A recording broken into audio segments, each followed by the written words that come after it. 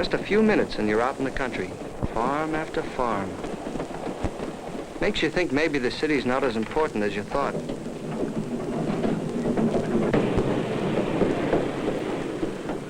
When you get to the station, take a yellow bus, they said. Just ask the driver to let you off at every place.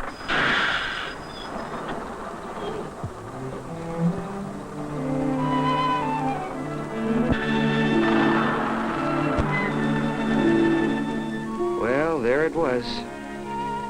Didn't look much different from what I'd expected.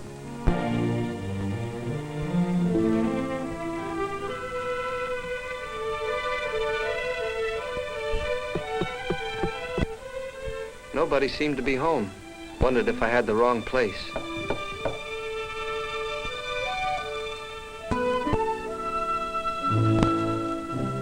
Finally had sense enough to go around back.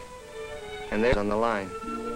She seemed nice and friendly, but I could tell she was looking me over pretty carefully. I guess she didn't know what to expect either.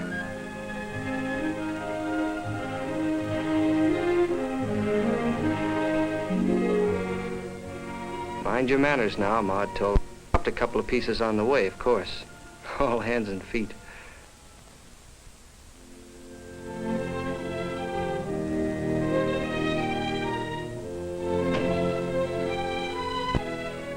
She took me up to the room I was going to share with her son, Eddie. Said he was 16 too, and we ought to get along fine. I sure hope so.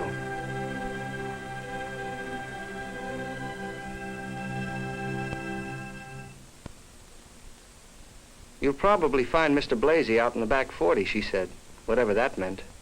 Didn't want to look dumb, so I said, yes, ma'am. I asked how big the farm was, and she said about 800 acres, and off I went.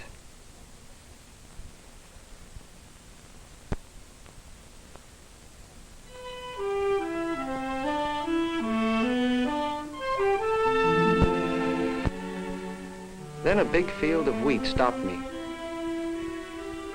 Didn't dare walk through it, afraid I'd trample some down and ruin it. Might take it out of my pay.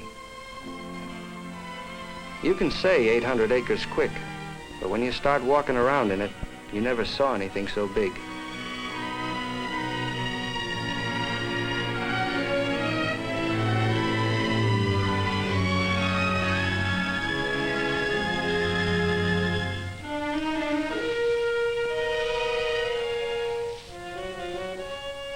By now, I was really lost. Climbed a fence, and what do you think I saw?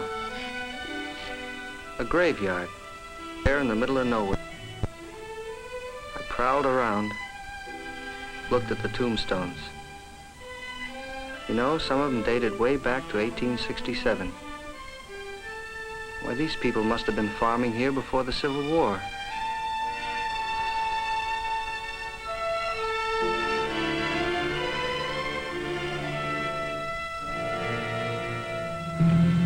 Heard a tractor coming and thought maybe that's Eddie. And so it was. We hollered at each other for a while.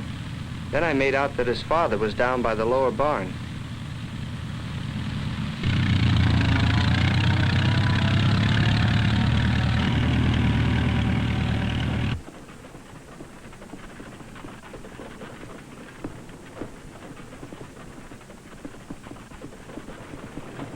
I remember when I first saw Mr. Blasey, I got the feeling he could work all day and never get tired. There was a feeling of power back of everything he did, even the way he shook hands. I felt pretty self-conscious in my new work clothes, but he said I looked more like a farmer than a city boy already. And how about giving him a hand with those bales? I liked him right away.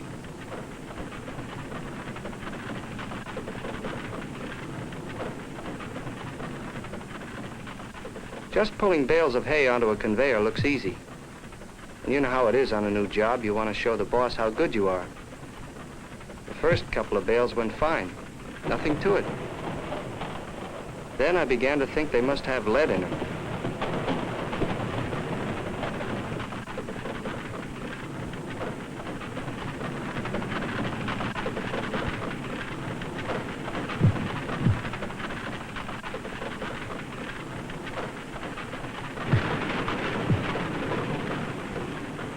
Awful lot of bales on that truck. I didn't know whether I'd be able to get through that first afternoon or not.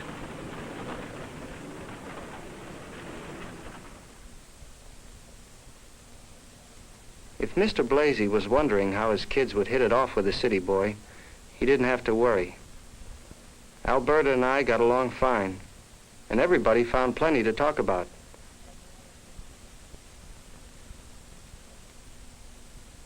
By the time Mrs. Blasey brought on the food, I didn't feel like a stranger anymore.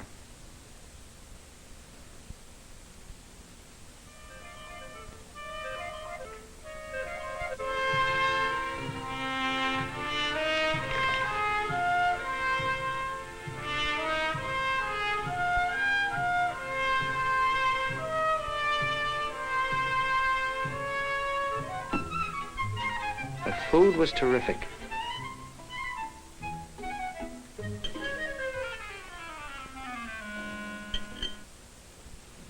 After dinner, Eddie asked me what my favorite TV show was, and he turned it on for me.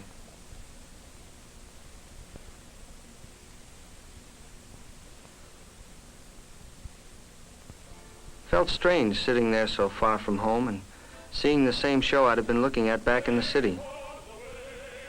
The only trouble was I couldn't stay awake. I finally gave up and went upstairs to bed. I'm sailing up the Gulf of Mexico. So then a crazy thing happened. I couldn't get to sleep. Who says it's quiet in the country? They've got the weirdest noises out here I ever listened to.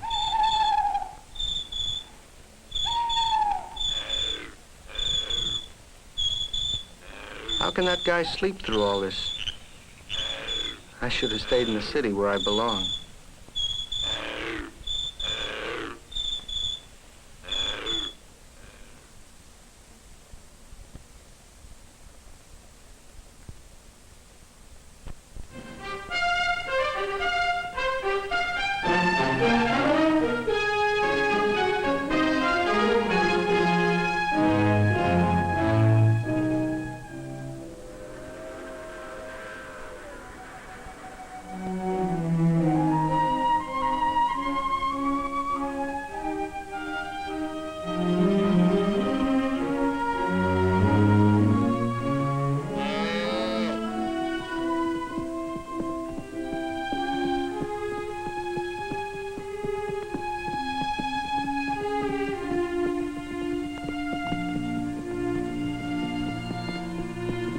It didn't take me as long as I thought it would to get used to farm routine.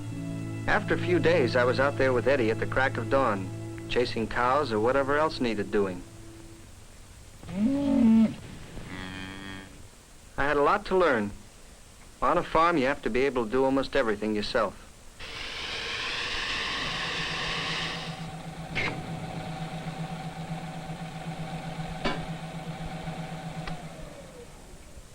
Mr. Blasey had a machine shop where he could repair equipment if it broke down. He could weld a broken part or even make a new one if it wasn't too complicated.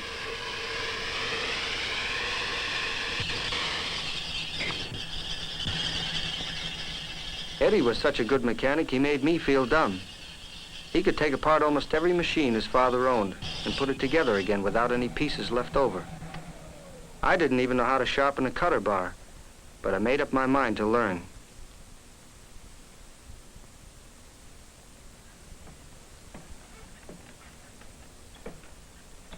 Sometimes a farmer has to turn carpenter, know how to build himself a shed or a house even. If he needs extra help, maybe a neighbor comes over and lends a hand. Next time, you go over and help him. People on farms don't ask for anything unless they really need it. So when a man does ask, you never say no. Mr. Blasey kept telling me, the only way you learn a thing is by doing it. But I guess I didn't really believe him, till one afternoon when he took time out to show me how a tractor works. After he got through explaining, he said, "Okay, now get on and drive it." I was scared to try, but he said, "Go ahead, can't hurt anything. You got the whole field all to yourself." Well, I figured if it was all right with him, it was all right with me. So I got set, put her in gear. I guess even the cows laughed. But Mr. Blasey shouted, "You're doing fine."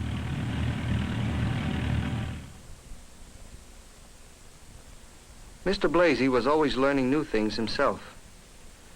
He said a farmer had to stay in business. Why, he knew as much about biology and botany and chemistry as most school teachers. All about fertilizers, insecticides, soil conservation, everything from borers to bacteriology was an education all by itself.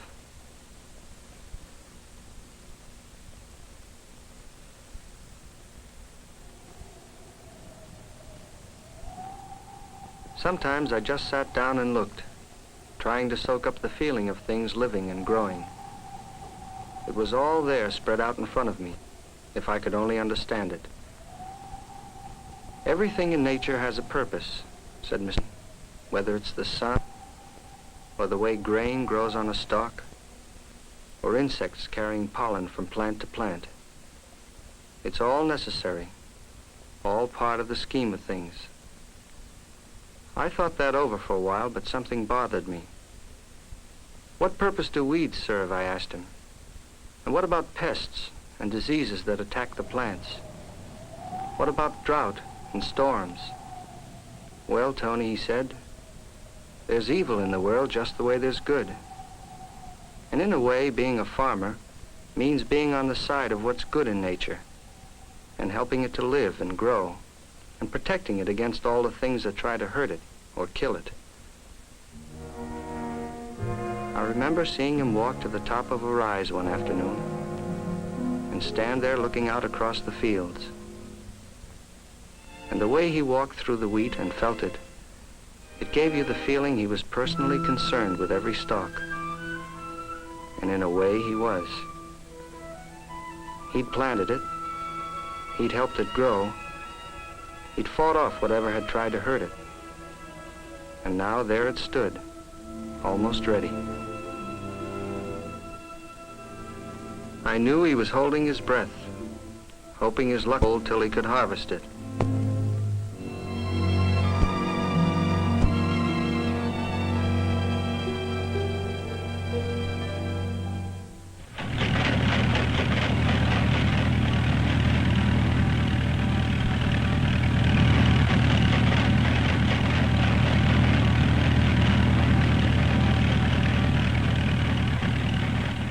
His luck did hold.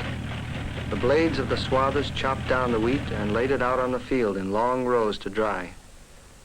Now, every day for 4 days, the hot sun beat down and dried the wheat, until Mr. Blasey could tell by the feel of it that it was ready for the combines.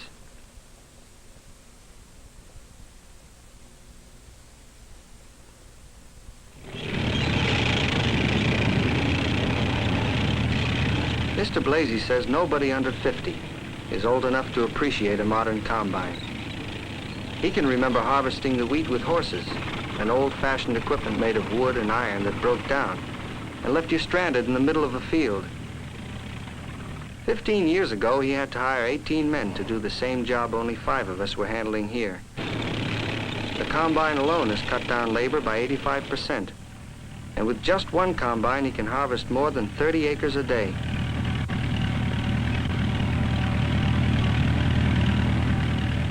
The baler followed the combine and finished off the whole job in one operation. All day long, we worked together like clockwork. Each time the combine got full, we'd run up the truck and siphon it off. You know, said Mr. B, in colonial days, it took 85% of the nation's manpower to produce the food we needed. Now, 15% can do the job. Think of all the extra manpower that gives us. And doing away with horses and mules means we don't have to grow the food to feed them. That gives us millions more acres than we had to grow food for people instead of animals.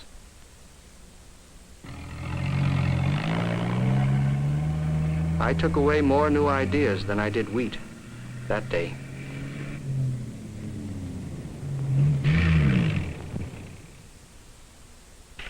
We didn't get back to the house from breakfast on. Kept shuttling back and forth between the field and the barn.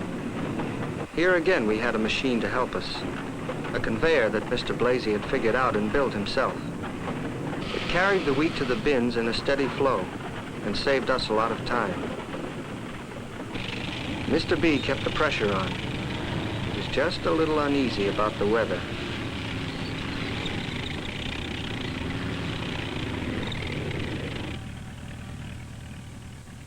He had asked Alberta to bring us out a snack around 4 in the afternoon, so we could keep working straight through till dark. There wasn't a cloud in the sky, but he'd heard a weather report that said there was a cold front moving east, and he didn't like the sound of it. We broke for a while, but we didn't really relax. We ate fast, the way you do when you're a little worried. Chewing and swallowing, but not really tasting any of it. But it made us feel better anyway. And there was the feeling between us that people get when they work together, all doing the same job. It was a good feeling.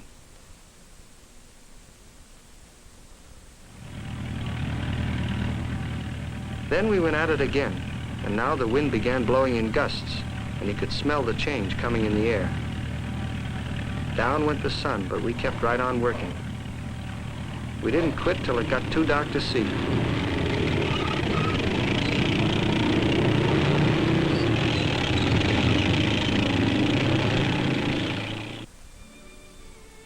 That night after dinner, Mr. B sat close to the radio, keeping one ear cocked for weather reports. The parlor was full of girls having a meeting of the 4-H.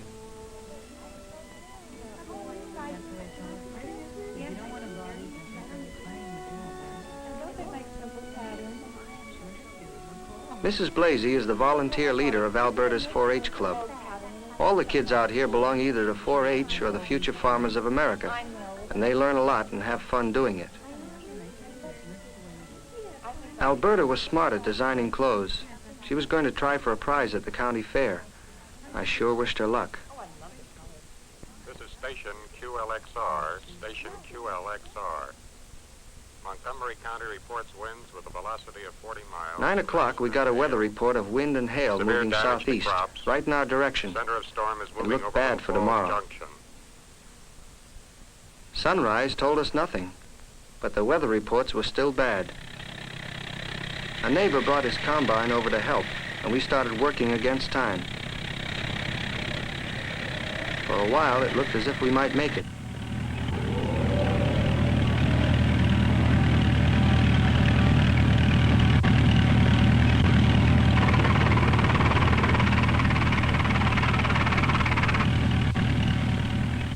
Then it hit us.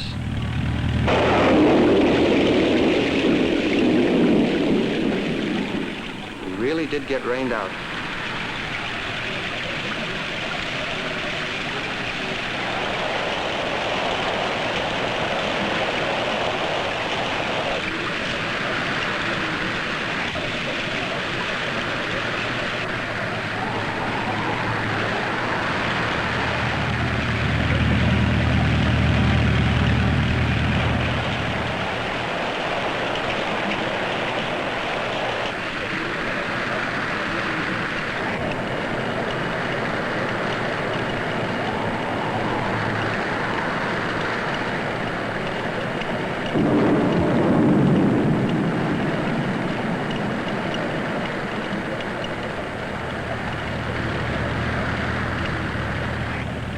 Down it came, and every now and then we could hear a clatter of hailstones bouncing against the roof.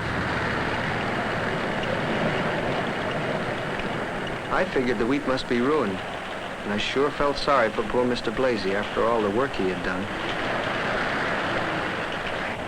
But Eddie didn't think there'd been much damage. Maybe we lost a little, he said, but it could have been a lot worse.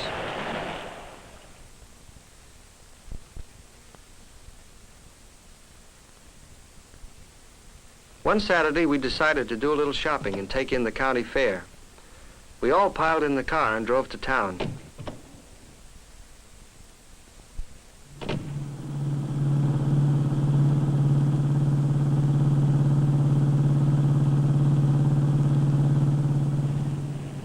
The roads were good, and it wasn't much of a drive, only about 25 minutes.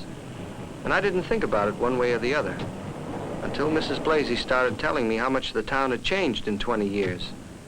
With all the cars and different kinds of stores, it was almost like a little city. I liked it better than a city. There was a friendly feeling to it you don't get in big cities. Everybody taking his time and doing what he wanted. Like us. Eddie and I were going to buy a haircut. Alberta wanted to catch up on the latest fashions. Mr. Blasey went down to the dealer's lot to look over the new line of trucks and farm equipment.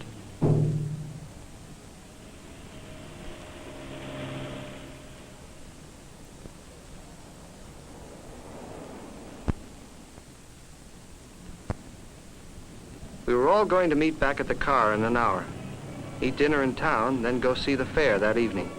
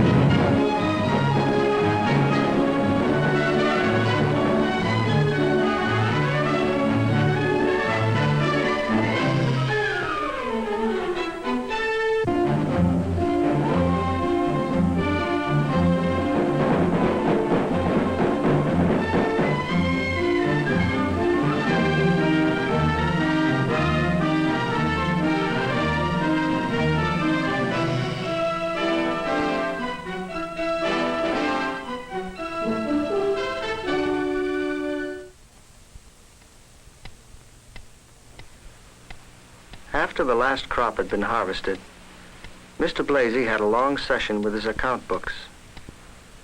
I can remember how he sat there going over the entries page by page. I guess it had been a pretty good year for him, but from the expression on his face, I had a feeling he wasn't really looking at the figures half the time. He was seeing the farm itself and thinking about it. Figures in a book don't show how a farm looks at sunrise, or how the shadow of a cloud moves across a field,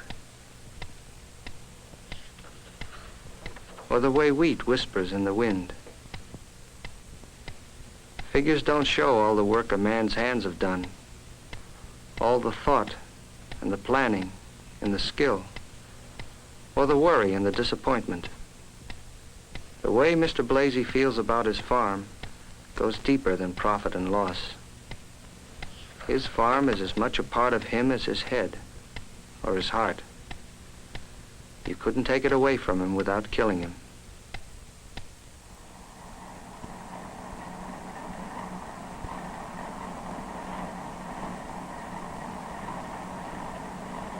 Summer was over before I knew it. We stood on the station platform saying goodbye. Come again next summer. We'll make a real farmer out of you, said Mr. Blasey. Which made me feel pretty good. Said, there's nothing better. I was glad they seemed to like me.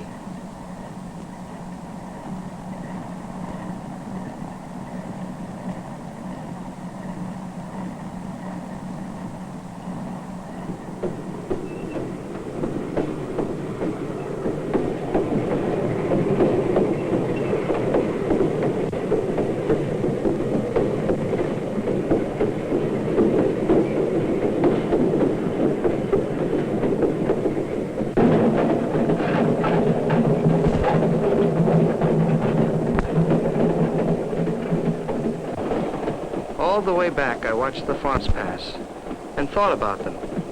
I kept feeling I'd had a first-hand look at something exciting and important that was going on all over this country. Machines clattering up and down the fields, farmers working hand in hand with scientists. Mr. Blasey says the farm by 1975, and that if anybody thinks big changes have been made in agriculture, he hasn't seen anything yet. I wonder what it'll be like by the time I have a farm of my own.